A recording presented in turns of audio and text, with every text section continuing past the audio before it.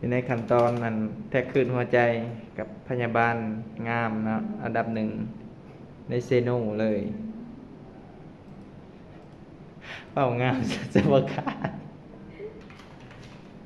บางทีตกใจด้วยระบาดนี้ อืม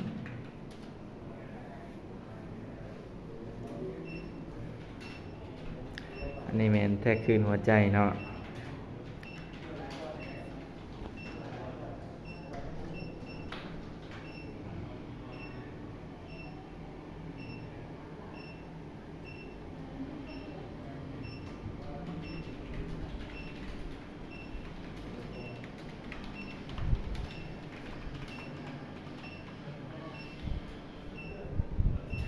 เจ็บบ่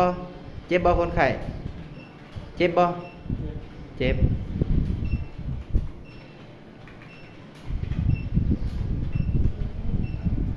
ปกติบ่หมอ มันจะเป็นเด็กเป็นชาย บ่ปกติแล้วเนาะ อืมโอเคจะคืนหัวใจเรียบร้อย